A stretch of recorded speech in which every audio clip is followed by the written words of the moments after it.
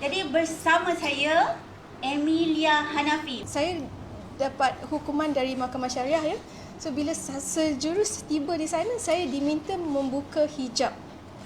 Jadi di dalam penjara wanita, kami tidak dibenarkan memakai hijab bertudung. Jadi saya terkejut lah.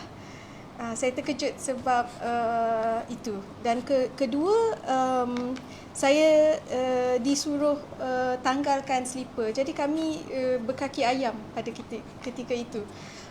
Terus disuruh, maaf boleh saya bercerita? Boleh, boleh. Segan. Tak boleh cerita. Jadi saya diminta berbogel ya. Berbogel ya, tanpa kain basahan. Dan disuruh mandi dan menukar baju ke baju banduan lah. Jadi itu sudah jadi satu kejutan kepada saya ketika itu. Saya tidak sangka berbogel di depan penghuni yang lain kan? Ya. Dan dari situ dibawa ke pejabat RO, Registration Office, dan di situ kad saya diletakkan di tempat di atas jalan, di bawah zinc, bumbung zinc. Di situ saya duduk selama hampir 1 hari, bergari, tangan saya bergari. Di situlah saya makan dengan tangan bergari. Saya ambil cap jari, ambil foto untuk admin lah, bersama banduan-banduan yang lain. Dalam tu ada dalam 50 orang di situ. Jadi tak cukup kerusi, setengah kena duduk di atas jalan raya lah. Panas ketika tu, pukul 12 sampai hampir pukul 8.30 malam. Kalau nak pergi tandas pun bergari lah. Hampir ke semua bergari berdua. Kanan, tangan kanan dan tangan kanan digarikan, disatukan.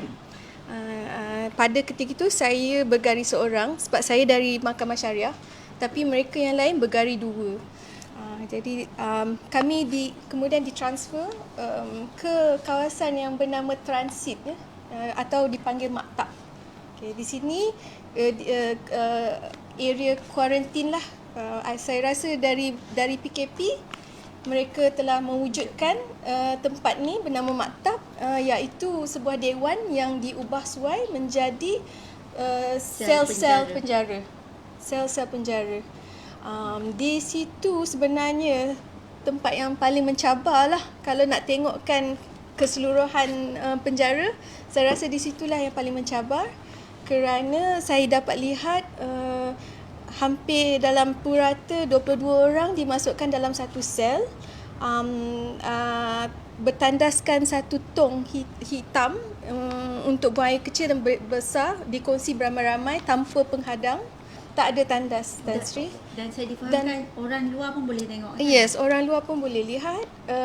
Di selnya, dindingnya tidak sampai ke atas. Selnya tidak sampai ke atas, jadi bau najis dari sel-sel lain boleh kita bau sampai ke sel-sel kami lah. Jadi lepas di maktab tu, kami dipindahkan ke setengah, pada ketika itu setengah banduan dipindahkan di penjara Semenyih Beranang, dan tapi saya dipindahkan ke penjara Kajang. So kali ni dari maktab kita saya ditempatkan di penjara yang sebenar-benarnya. At one point saya dimasukkan dalam sel isolation. Di situ untuk masuk ke sana saya rasa terkejut sangat sebab tiba-tiba di sana saya disuruh bogel sekali lagi di atas jalan raya, di luar, di kawasan luar, bukan di dalam bilik tapi di kawasan tanah lapang. Okay. Kami 7 inmates dari maktab ditransfer ke penjara, 7. 5 berbaris, 1 baris. Kami diarahkan untuk bogel, berkaki ayam atas jalan raya pada jam 12 tengah hari ya, masih panas. Kaki saya boleh rasa jalan tu amat tajam. Saya dapat rasa bahang tengah hari, dan kami diarahkan bogel. Mereka cek badan. Lepas tu kami diberi tuala. Tuala tu seperti tuala biasa tapi diarah untuk tutup bahagian belakang kami. Disuruh kami letak tangan lurus ke depan dengan tuala tapi bahagian depan terbuka ya. Terbuka, masih berbogel dan diarahkan untuk kami ketuk ketampi. Jadi saya kena ketuk ketampi, kena mengira dengan kuat sampai 30 kali.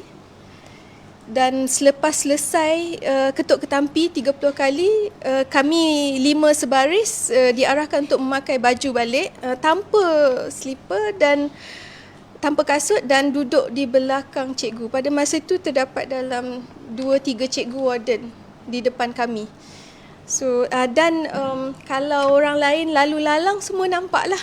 Sebab kami di atas jalan raya, di tengah antara bangunan-bangunan dan pintu masuk penjara yang tinggi tu, pintu masuk utama tu. Jadi kami di situ dan lepas tu balance 2 inmate lagi lah. Jadi bila mereka berdua buat, saya di opposite mereka, jadi saya nampak lah kesemua Jadi kemaluan semua saya nampak. Ya Allah.